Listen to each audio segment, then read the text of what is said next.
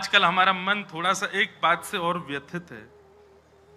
वैसे तो मैं विवाद में कभी बोलता ही नहीं, कितनी सारी चीजें हुई। अब लोग ये भी कहेंगे क्यों नहीं बोलते, आपको बोलना चाहिए। पर हमें एक बात पता है कि विवाद में पढ़ने से वो हल नहीं होने वाली है, इसलिए हम ज्यादा पढ़ते ही नहीं उसमें। पर अभी हमारे पीछे कई लोगों ने फोन भी किया, कई लोग बोले महाराज जी आपको बोलना चाहिए, बोलिए बोलिए।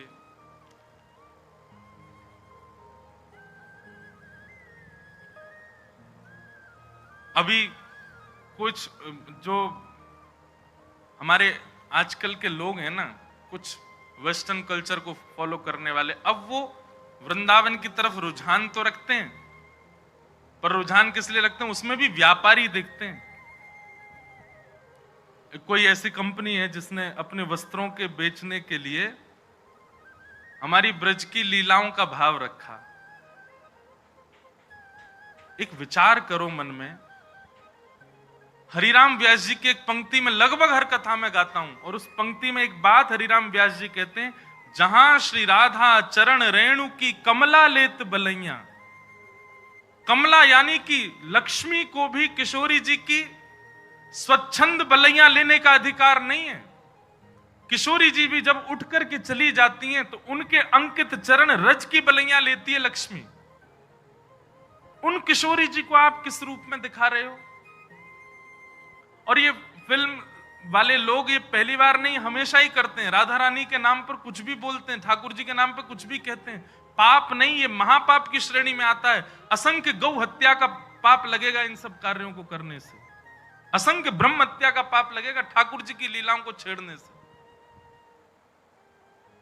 हमारे वृंदावन में कितने कितने कितने भाव से किशोरी जी की सेवा। बिहारी जी विराजन है, किशोरी जी कहां है? गादी जी के रूप में ऊपर से घूंघट करके विराज रही हैं। राधा वल्लभ जी में चूड़ामणि के रूप में विराजमान है, घूंघट करके विराज रही हैं। राधा वल्लभ श्री राधा रमण जी में नाम रूप से विराजमान है, चूड़ामणि घूंघट करके विराज रही हैं। जहां किशोरी जी के दर्शन का अधिकार मुझको और आप सबको नहीं है, वहां किशोरी जी को किसी को भी किसी प्रकार के वस्त्र धारण करा करके आप स्वरूप प्रकट कर दो, ये अच्छा तो नहीं। और केवल वैसे तो कभी लीला सुनी नहीं, वैसे तो कभी कथा सुनी नहीं, वैसे तो वृंदावन भी नहीं आए हैं कभी, किशोरी को जाना नहीं, सखियों को जाना नहीं। उनसे पूछ लिया जाए कि अष्ट सखियों के नाम ही बता दो, नहीं जानते। अष्ट सखाओं के नाम ही बता, केवल अपने व्यापार को बढ़ाने के लिए किशोरी जी और ठाकुर जी के भावों को ले रहे हैं। किशोरी जी और ठाकुर जी तो बड़े दयालु हैं, बड़े कृपालु हैं, कुछ नहीं कहेंगे। पर ये जो अष्ट सखियां हैं ना, और ये इनके चरणों के सदा दास बने हुए जो नक्षत्र आदि हैं, किसी दिन ये कुंपित हो गए, ऐसे मुंह के बल घेरेंगे कि उठ नहीं पाएगा कोई।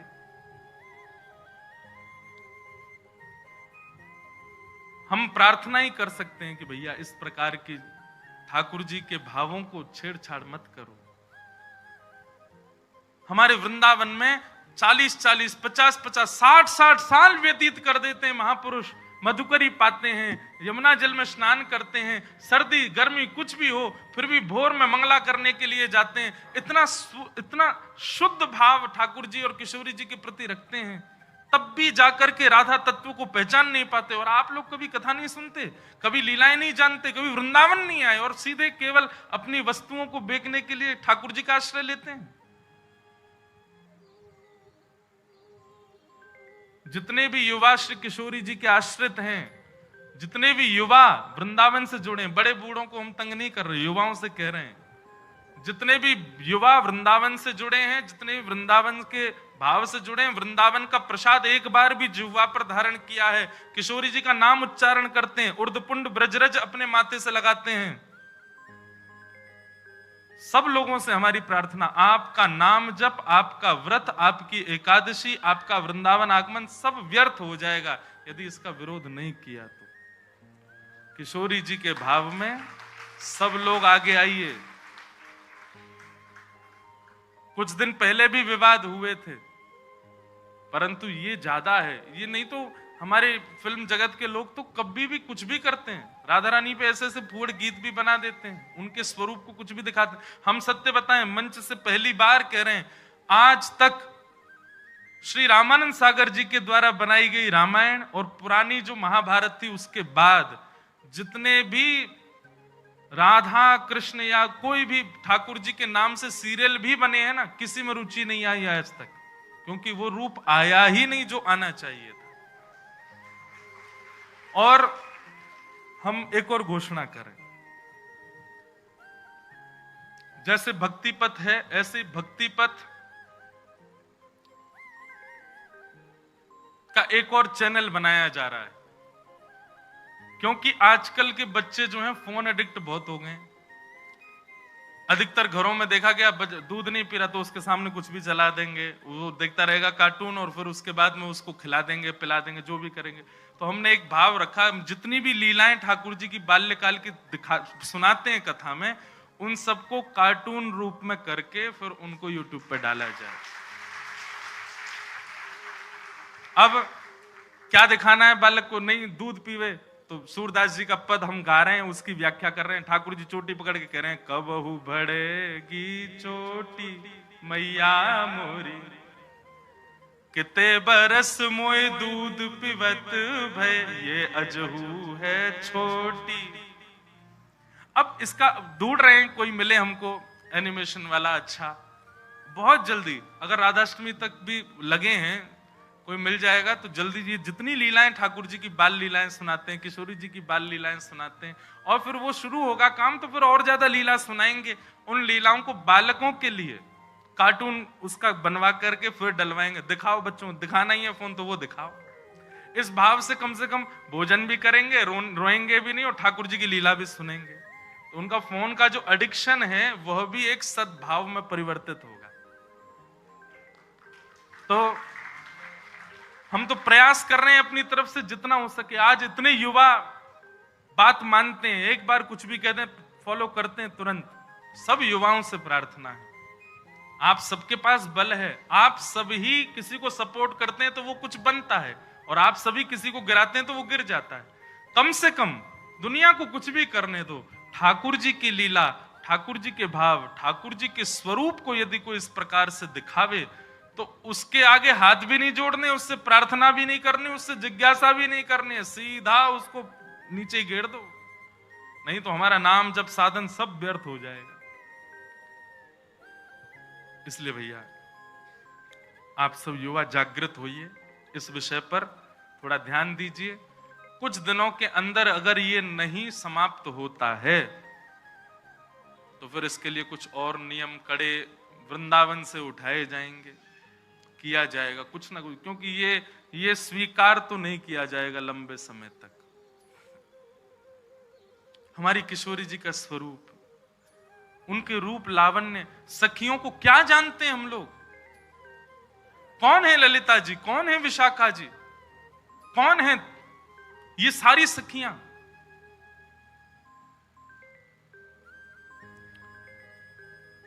ये सब ऋषि मुनि महर्षि ना जाने कितने वर्षों की तपस्या करते हैं, तब जाकर के इन स्वरूपों में आकर के ठाकुर जी के साथ विहार कर रहे हैं। इसीलिए भय लगता है अधिकतर ठाकुर जी की रास लीलाओं को मंच से बोलने में। क्यों? क्योंकि हम लोग इस प्रकार की छवि बना लेते हैं। जिन किशोरी जी का रूप देख करके, अरे जिन किशोरी जी के नख चंद्रिका को देख करके मानव के चित्त से भयंकर रोग काम नष्ट हो जाता है, उन सखियों को आप उस रूप में दिखा रहे हो। इसीलिए तो हमारे यहां की रसोपासना को बार बार आचार्यों ने कहा, इसको गोपनीय रखो, इसको गोपनीय रखो, इसको गोपनीय रखो, इसको सबके सामने मत बोलो। संसार के लोग बड़े विचित्र हैं, ये किसी भी रूप में दिखा सकते हैं, किसी भी रूप में चिंतन कर सकते हैं।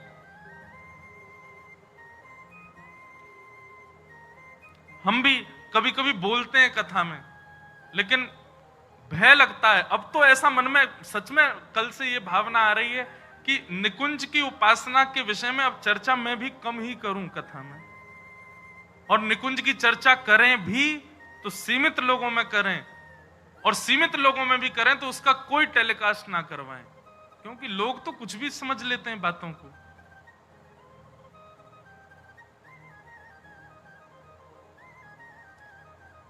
इसलिए भैया जितने भी युवा यहां सुन रहे हैं या लाइव में सुन रहे हैं या कहीं भी सुन रहे हैं, पूर्ण विरोध कीजिए। ये जो भी ब्रांड है या जो भी लोग हैं, जो भी इस प्रकार के ठाकुर जी के रूप पर, नाम रूप लीला और धाम, इन चारों पर यदि कोई भी दुष्प्रचार दुष्प्रभाव करे तो अपने माथे का तिलक मिटा दीजिएगा, अगर आप उसको ना रोक सकें तो। मधुकर शाह अकबर के यहां गए। मधुकर शाह हरिराम व्यास के शिष्य थे।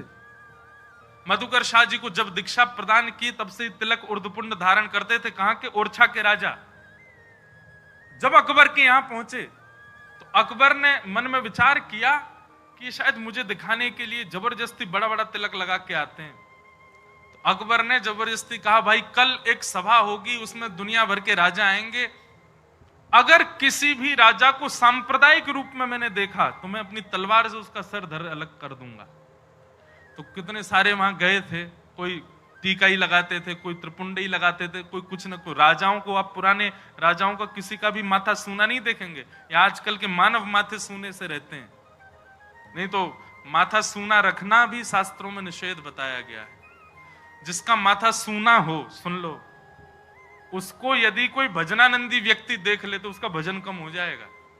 इसलिए माथा सूना, जिसका माथा सूना है उसके ऊपर तो क्या ही प्रभाव होता होगा, कुछ नहीं तो एक बिंदी रखनी चाहिए। तो प्राचीन काल के राजा सब लगाते थे, केवल मुगल राजा जो थे ये तिलक नहीं धारण करते थे। तो कह दिया कि महाराज अगर कल किसी ने किसी का सांप्रदायिक तिलक या जातिवाद या फिर किसी प्रकार के धर्म का स्वरूप मैंने माथे पर देखा तो मैं सर धर से अलग करवा दूंगा। डर के मारे कई राजाओं ने अपना तिलक उतार दिया। दूसरे दिन सभा में बिल्कुल महाराज साफ माथे से आए, लेकिन मधुकर शाह और दिन से भी भारी और मोटा तिलक लगा के आए।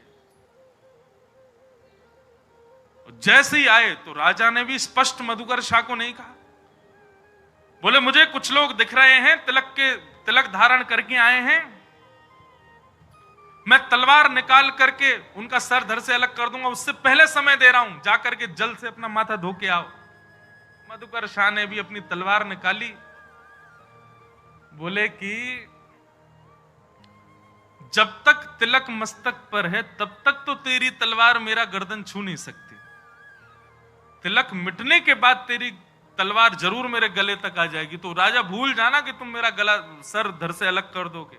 तिलक जब तक है, मेरे गुरु के पाद चिन्ह जब तक मेरे माथे पर विराज रहे, युगल सरकार के चिन्ह जब तक माथे पर विराज रहे, तब तक तेरी तलवार नहीं छू सकती। और तुम चाहे सभा से बेदखल कर दो, हम तिलक नहीं उतारेंगे। पूरी सभा में मधुकर शाह तिलक में ही बैठे रहे। राजा की हिम्मत नहीं हुई कि उनके ऊपर प्रहार कर सके। तो तिलक है, नाम है, लीला है, रूप है। कई लोग रूप धारण करते हैं केवल वृंदावन में, बाहर जाते ही फिर जीन्स, फटी जीन्स में आ जाते हैं, बाहर जाते ही फिर बदल जाते हैं। क्यों? ये तो वृंदावन के लिए बस, हमारा काय को। ठीक है, ऑफिस के, कॉलेज के लिए इतनी तो मैं भी ज्यादा पीछे नहीं पड़ूं, पर अपने रूप स्वरूप को वैष्णव एक बार यदि बनाया तो नित्य वैष्णव भाव में ही रखो। ये कोई फैशन नहीं है कि आप कभी भी धारण करो, कभी भी उतार दो, नित्य रहो ऐसे ही। अरे ज्यादा अच्छा अच्छा पहनने का शौक, इसमें ही पहनो, लेकिन रहो ऐसे ही।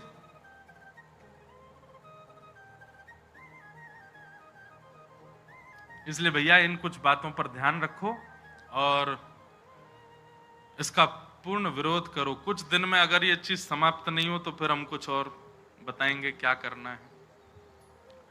तो इस बात